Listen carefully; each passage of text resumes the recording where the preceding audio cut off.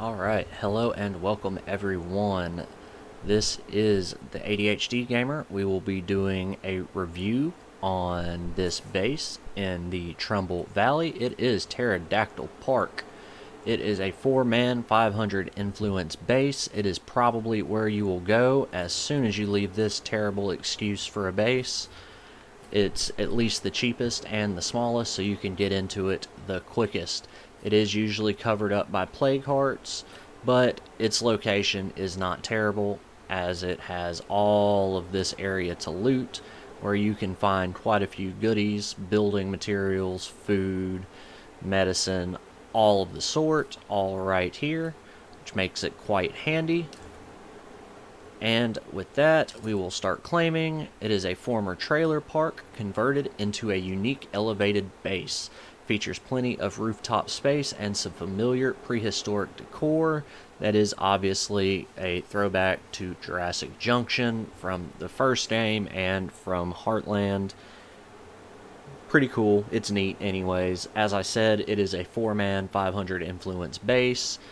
Built-ins, it does have grizzly remains that are clearable, trash pile that is clearable, 4 parking spots, a soundproof latrine, trailer park storage, trailer park beds. So it has some stuff, nothing crazy though. But without further ado, let's get into it.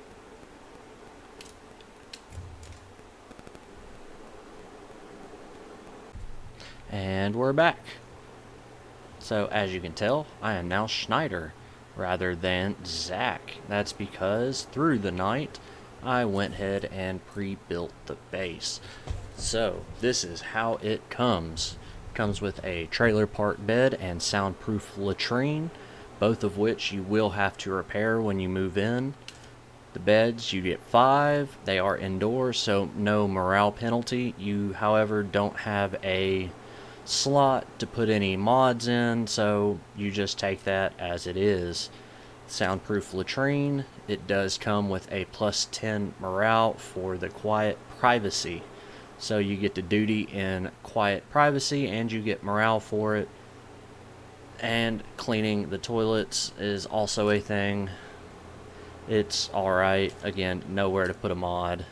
Can be improved with plumbing. The benefits will last longer. Then you come with the trailer park storage. It is plus 35 to all resources.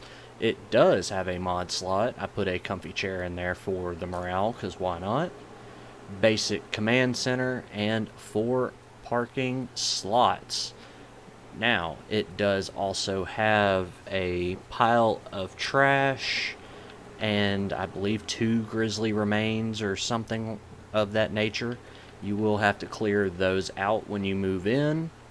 This is an indoor small slot and 4 small outdoor slots. Then you also have 1 large slot. So what I've elected to do is what I would stereotypically do anytime I was playing. I'd put the infirmary in the inside slot just for, I don't know, realism's sake. If I was getting cured of something, I'd probably want to be inside. So, yes, inside it is. Then up on the second floor, all of the outdoor slots, I have my workshop, my fighting gym, my shooting range, and a still. Now, the workshop, it can be upgraded to level 2. I just simply forgot to. But you will always want that. The fighting gym gives you that extra health, especially with the free weights. That's a plus 30. Then the shooting range, it's a little bit more optional. So when you have 5 small slots, you're starting to run out of things that are really even useful, in my opinion. And the fact that we already have a latrine makes it even more difficult, because early game the latrine can be a quick way to get morale so that your people aren't fighting with each other constantly, but we've already got that. So I put a shooting range in just because if you like having that extra stamina, it is a good choice. Now the alternative I would go is another still. So of course I have 1 still. If you don't have the amenities boon to get water and electricity, This can obviously collect your water for you, which works fantastic, keeps everyone nice and happy, gives you a morale boost for the purified water, and you can put a second one there and convert your food into influence. That's right, you can craft beer, or you can craft whiskey from ethanol, or you can convert food to ethanol or food into fuel. Whatever floats your boat, really. It does not matter to me one way or another.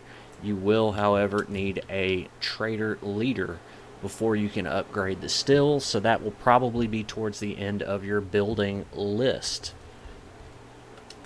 Now, that being said, our final slot, the large slot. So, right here, right now, I built a lounge. That's just because I have plenty of supplies. I am in no need of it whatsoever. Typically, at this point in the game, you would be working for that trader leader anyway, so you can get the trade depot and build up your supplies. That way you can try and build all this crazy crap and hopefully not get owned by zombies. That being said, I went with lounge just because it is a quick way to get your morale up. I put a comfy chair in. It also gives you some passive beds just by building it. So even with 8 people, we are currently only missing 1 bed for somebody.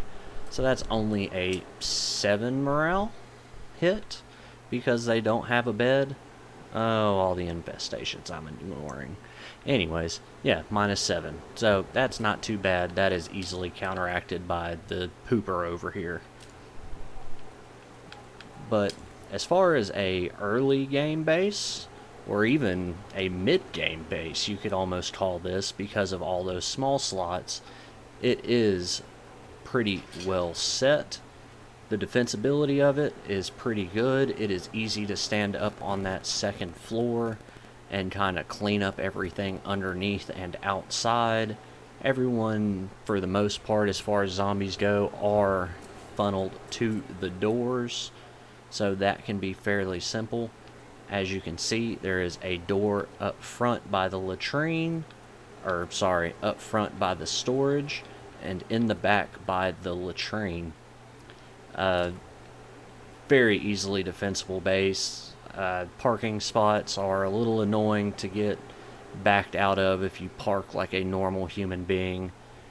If you just kind of have one vehicle and you ram it straight in and park it sideways, and it's fairly easy to get in and out of. Just a little annoyance because I can tend to want everything parked properly. But outside of that, this is a neat base, an awesome base to start out in once you get out of the awful checkpoint base. I highly recommend it for your early to mid game. You could even ride this out into the late game if you truly wanted to, because it is not terribly far away from the farmhouse base, which looks like it's going to be a problem for us to get. But, that being said, that is the overview and review of Pterodactyl Park, in my humble opinion. If you enjoyed this episode, please like and subscribe so you can see when the next base comes up. Our next base is going to be the Red Talon FOB. So we will go there, possibly do the Red Talon missions so that we can get the demolitions expert, and then we'll ship him off to the Legacy Bank, because maybe we'll use him in a lethal run or something. Who knows? Just for gits and shickles, I guess. But I appreciate everybody's time, and I will see you in the next episode. Thank you.